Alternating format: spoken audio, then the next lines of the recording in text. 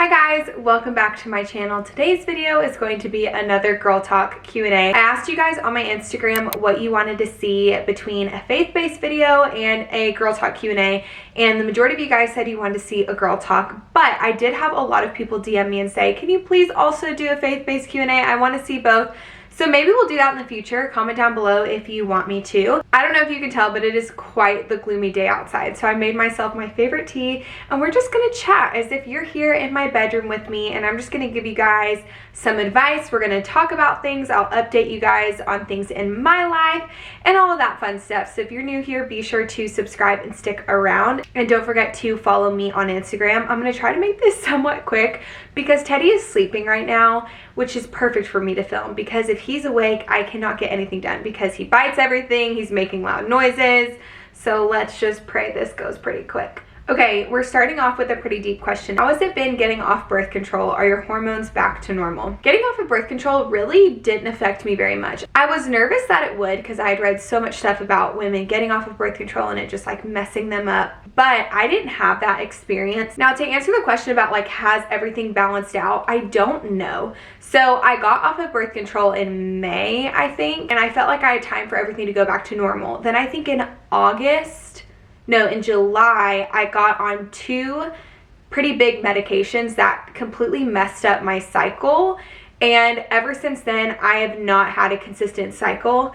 And so I don't know what's my new normal, and I actually just got off that medication. So I'm really praying this next month that like my period will come within 30 days. Like my cycle's been like 60 days, 50 days, which is not normal, especially for me. It should be in the 30s. So I feel like I've not balanced out, but it's not because of the birth control. I think it's because of the new medication, because that 1 month that I was off birth control and then I got my period back, it was a normal cycle. So I'm hopeful that it will get back to where it is, but we'll see. So that kind of leads me to the next question, and she said, tracking ovulation tips for girls getting off birth control. Just got off 2 months ago. So everything I just mentioned makes it really hard for me to track my ovulation. I do have the Flow app and I do pay whatever the cost is. I think it's like $20 a year, $40 a year. It's really not much. And I use that and it will tell you like what days you're ovulating based off of when your previous periods were. And I don't know how accurate it is because again, my period was so on and off that I really haven't been able to properly track it,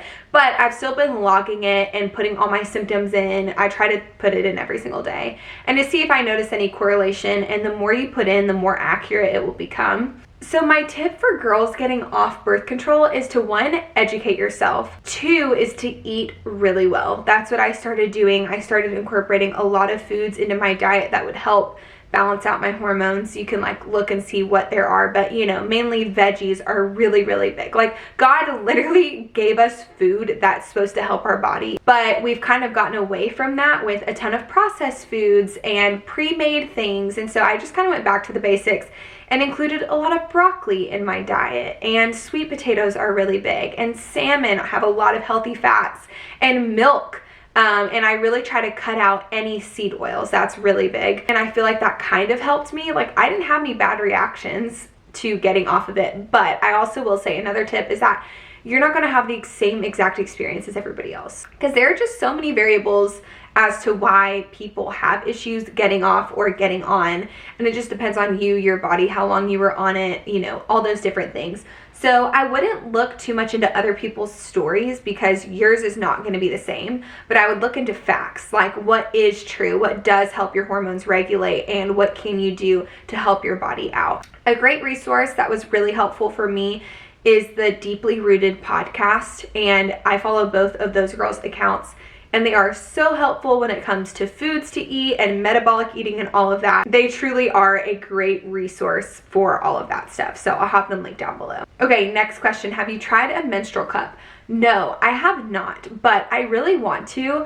To be honest, I am just really scared of putting something up there and having to get it out with my fingers. Like, I just feel like that doesn't make much sense. Like, I like having a string to be able to pull on and not have to reach up there, you know? But I've heard a lot of people say that the menstrual cup is the best thing ever. So I'm open to trying it, but I'm also avoiding trying it. So let me know if I should try it or not. So with that, another person asked period products that I recommend. Actually, let me go get them. Hold on. I love these Cora organic tampons. I am slowly trying to switch out everything that I'm using to more natural organic products, from my skincare to what I put in my body to foods I'm eating, all of that. Like, I have just read so much stuff about the things that they are putting in our food, in our beauty products, that are so bad for us. And so I'm just taking it one little step at a time and just finding products that I like just as much as my previous products that are still really good for me. And I've used multiple kinds of organic tampons, and these are my favorite. I feel like the applicator is good. Some applicators are like a little rough. I will say I leak a little bit more in these than I do like in the previous name brand one that I used, but I just need to be more persistent on changing it. I'm just not very good about remembering to do that. So these are really great. I really recommend these. I'll link them down below. You can get them at Target. That's where I get them. I'm sure they have them other places too. Well, my card was full, so I had to put in a new one, but let's get back to it. So the question is, do you and Sam go through stages of not wanting to be intimate? And the answer is yes, and that is completely normal. Like, I wish I would have known that. I felt like if I didn't want it, then I'd feel guilty, or vice versa. And there's also been times where we both do not want to do it. So that is totally okay, and there are definitely stages.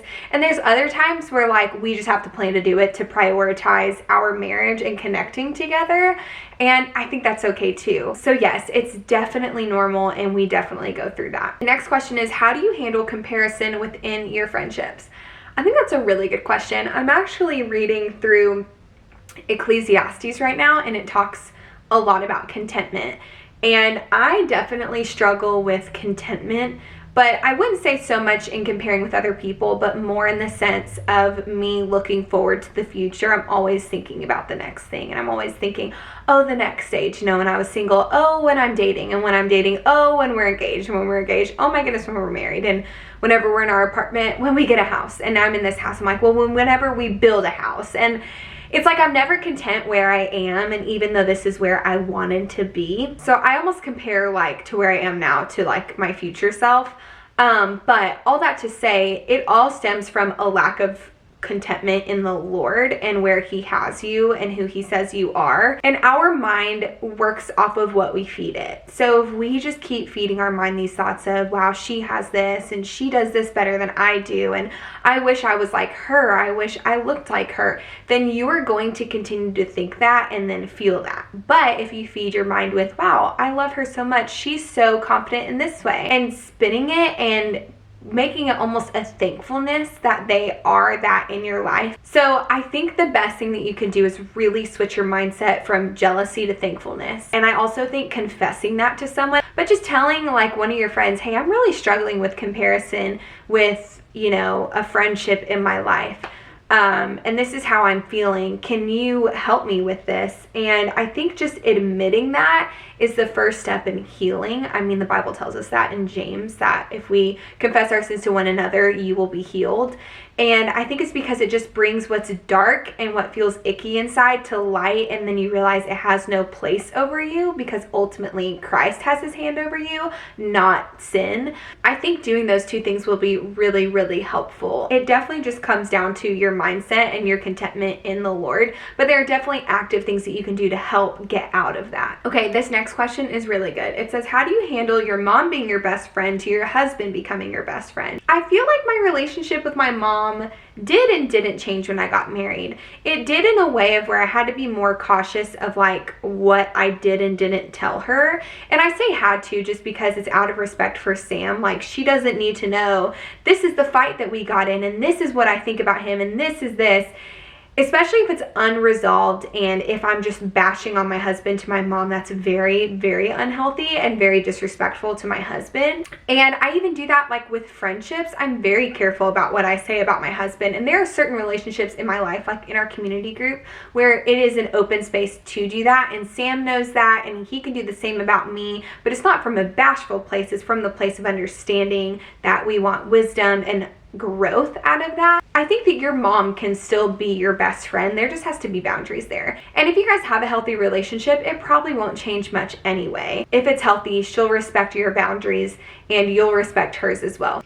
This is a very personal question. Have you gained any weight since you've been married? I've put on a few pounds and it's sad. I actually have put on weight since being married, and I don't think I've like necessarily gained weight or anything. I actually went to the doctor and they did like my whole like body scan thing, and apparently I'm at a very healthy weight for my size. My BMI is good, my muscle ratio, all of that, which was good for me to hear because, you know, I'm the same way. It's the kind of weight that no one else can probably tell that I've put on anyway. It's like 2 or 3 pounds, but you know your body so well, and I can tell. But it was encouraging to hear like, no, you're at a healthy weight, because I think our view of what looks good is actually unhealthy. It's healthy to have a little bit of fat on your body. And just remembering also that beauty is from the inside, not from the outside. I think that is so important. Someone asked, how was your first OB-GYN appointment? I haven't gone yet, but I'm scared. I can't remember. I know I've talked about the OB-GYN, but I can't remember if I talked about my first appointment experience. You definitely should go. It is not as bad as everybody says it is. But I had a really bad first experience, but I've had other experiences since then that have redeemed that. I just realized like that doctor was just not the best doctor for me, especially because I was so nervous and she just wasn't very helpful. You have nothing to fear, but it's understandable that you are nervous, and I would just communicate that to the doctor. And don't just go to any doctor. Like, find some friends that have gone to one, ask what their experience was, and it's okay to switch up doctors. So those are all the questions for today. I feel like it definitely revolved around periods and menstruating and all that stuff. But I really hope you guys enjoyed today's video. If you're new here, be sure to stick around and subscribe, and let me know down below if you want to see any faith-based videos. I'd love to know that. And thank you guys so much for watching, and I'll see you in my next video. Bye.